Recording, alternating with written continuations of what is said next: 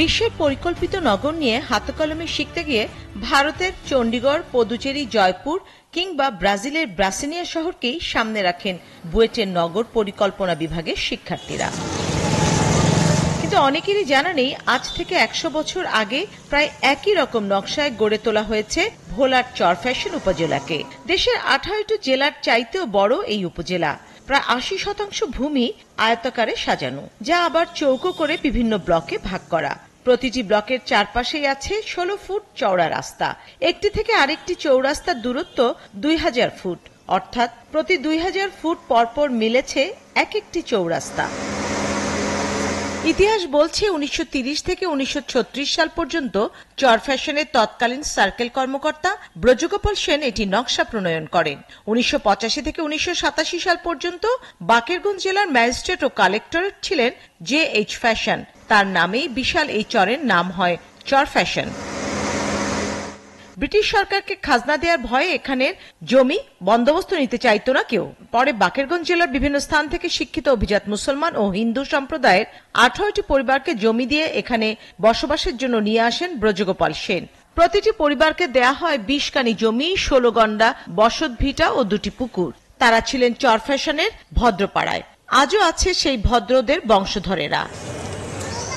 আমাদের দাদারা ছিল ৭ ভাই এখানে আসছে। তারপরে যেমন এনে প্রতিটা বাড়ি ব্রিটিশ সরকারে ২০ কানি করে জমি এবং বাড়ি করিয়া দিয়েছে। মেহেন্দিগঞ্জের থেকে আমাদের দাদা, তারপরে আরো চরফ্যাশনের বয়োজ্যেষ্ঠ মুরব্বী আছে কিছু, এদেরকে সংগঠিত করে এই শহর বিনির্মাণে ব্রিটিশ আমল থেকেই তারা কাজ করেছে।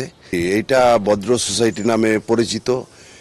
সেইটার আন্ডারে কিছু সামাজিক কর্মকাণ্ড হচ্ছে। ভদ্রদের কাজকর্মে সহায়তার জন্য আনা হয় ১৯টি উখরাইত পরিবার। ভদ্রপাড়ার পশ্চিম পাশে আজও সেই উখরাইত পাড়া রয়েছে।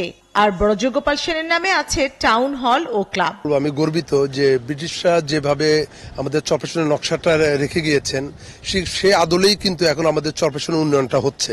ভবিষ্যতে যেন এই উন্নয়নটাই ধারাবাহিকতাটা বজায় থাকে।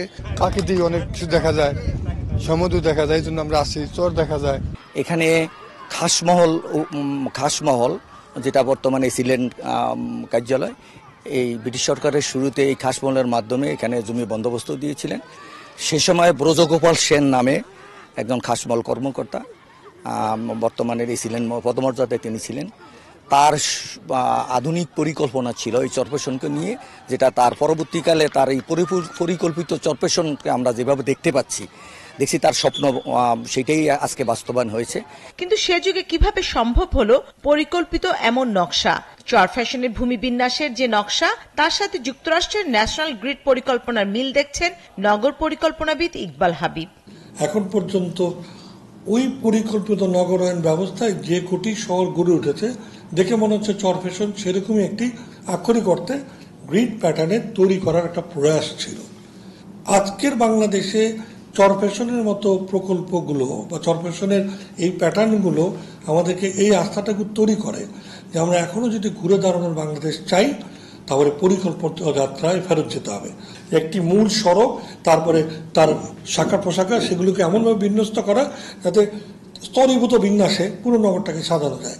বর্তমানে সরকারের এই মুহূর্তে এলেবেলে পরিকল্পনার বিপরীতে পরিকল্পিত পরিকল্পনার ক্ষেত্রে এই ধরনের উদাহরণগুলো শিক্ষণীয় হতে পারে এবং আমাদের ভবিষ্যৎ পরিকল্পনাবিদ, স্থপতি এবং প্রকৌশলীরা এর মধ্যে দিয়ে আলোকিত নতুন বাংলাদেশের একটি স্ফুরণ তৈরিও করতে পারে, যে আমাদের হোম গ্রোথ একটা আইডিয়া আমরা তৈরি করতে পারি।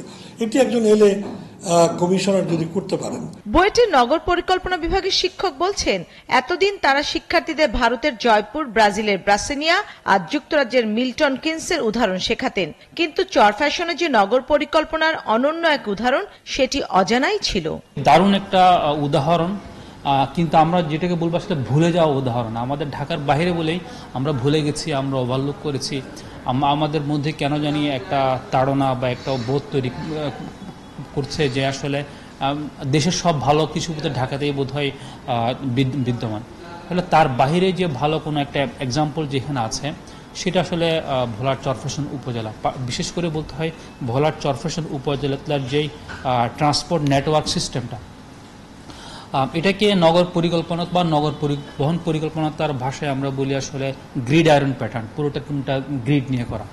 তো প্রায় 100 বছর পূর্বে তৎকালীন ওখানকার একজন দায়িত্বশীল কর্মকর্তা এবং ওখানকার যিনি কালেক্টর তার সহায়তায় এই আধুনিক শহরের প্রাণকেন্দ্র কীরকম হবে সেই ধারণাটা কিন্তু ওখানে উনি শুধুমাত্র প্রয়োগ করেন নাই, বাস্তবায়ন করেও তার মানে উদাহরণ সৃষ্টি করেছেন। সুতরাং সম্ভব কোন ভালো কাজ করা সেটা দেখিয়েছেন।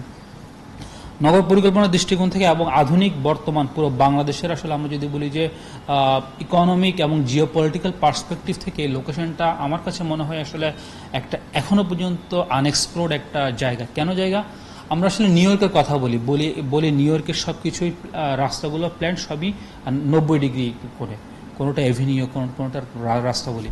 আমরা ভেনিসের কথা বলি, আমরা হয়তো সিঙ্গাপুরের কথা বলি, অথচ বলা হতে পারে যে দেখা হয়নি চক্ষু বেলিয়া। আমাদের যে সাগর পাড়ে ছোট একটা উপজেলা চরফ্যাশন, যেটাকে হয়তো বা আমরা ঝঞ্ঝা বিক্ষুব্ধ বা ঘূর্ণিঝড় উপদ্রুত এলাকা বলে জানি, কিন্তু তার মধ্যেই যে আসলে এ ধরনের একটা জিওয়েল রয়ে গেছে সেটা বলতে পারেন আসলে আমাদের মোটামুটি আমাদের একাডেমিয়াতে, আমাদের পরিকল্পনাতে, আমাদের উন্নয়ন পরিকল্পনাতে এটা আসলে নেগলেক্টেড বা অবহেলিত রয়ে গেছে। আমরা বাংলাদেশ প্রকৌশল বিশ্ববিদ্যালয়তে নগর এবং অঞ্চল পরিকল্পনা বিভাগের 2টো কোর্স আছে, যে গ্রামীণ পরিকল্পনা নিয়ে, আর একাধিক কোর্স আছে নগর পরিবহন পরিকল্পনাটা নিয়ে। এই 2টো পরিকল্পনার কোর্সে সমন্বয় করে এখানে আসলে আমরা মানে কাজ করাতেই পারি। সম্প্রতি চরফ্যাশনের রাস্তার পাশে পাকা নর্দমা, নতুন নতুন ভবন তৈরি হচ্ছে। স্থানীয়দের শঙ্কা, শহরের উন্নয়নের কারণে ভবন নির্মাণের ক্ষেত্রে ব্লকে ভাগ করা ভূমি ব্যবহারের মূল নকশাটি বজায় থাকবে কিনা। স্থানীয় জনপ্রতিনিধি বলছেন যে আমাদের ন্যারো যে রোডগুলো আছে এগুলো আমরা পর্যায়ক্রমে মানুষকে আমরা বুঝিয়ে জায়গা নিয়ে এবং এই সড়কগুলো আমরা প্রশস্ত করব। তবে যে কথা বললাম যে ড্রেন, পৌর শহরে মানে পানি নিষ্কাশনে কিন্তু একটা অন্যতম একটা গুরুত্বপূর্ণ মাধ্যম। কারণ আমাদের এখানে খাল কম, আর যে খালগুলো ছিল সেই খালগুলো কিন্তু আমাদের মরে গেছে। আমরা কিন্তু সেই খালগুলো ইতিমধ্যে পুনরুদ্ধার আমরা করছি এবং আমরা সংস্কার করছি। অতএব এই ড্রেনেজ ব্যবস্থা মানে জলাবদ্ধ থেকে আমাদের নাগরিককে মুক্তি দেওয়ার জন্য আমাদের ড্রেনও কিন্তু আমাদের করা ছাড়া কোনো বিকল্প নেই। আমরা সাইমultaneously দুইটাকে আমরা সমন্বয় করে রাস্তা এবং ড্রেন করেও, এবং ড্রেনের উপর দিয়ে যেন আমরা রাস্তা ইউজ করতে পারি সেই ডিজাইনে করে আমরা একটি আধুনিক একটি শহরকে একটি শহরের মতো করে আমরা চরফ্যাশন পৌরসভাকে আমরা করব, এবং এই ব্যাপারে আমরা অত্যন্ত মানে বদ্ধপরিকর, এবং সেই পরিকল্পনা অনুযায়ী কিন্তু আমরা চরফ্যাশন পৌরসভাকে আমরা উন্নয়ন করছি। চরফ্যাশন কেবল একটি নগর নয়, বরং পুরো একটা অঞ্চলের পরিকল্পনা। ভবিষ্যৎ দেশের অঞ্চল পরিকল্পনা এটি হতে পারে অনন্য এক উদাহরণ। স্থানীয়দের দাবি, পৌরসভার উন্নয়নের নামে নগরের বিভিন্ন রাস্তার প্রশস্ততা কমানো হচ্ছে, যা কোনোভাবেই কাঙ্ক্ষিত নয়। স্থাপত্য নকশায় কোনো পরিবর্তন না এনেই নগরকে উন্নয়ন করার দাবি এখানকার মানুষের। শাহনাজ শারমিন, ৭১, চরফ্যাশন, ভোলা।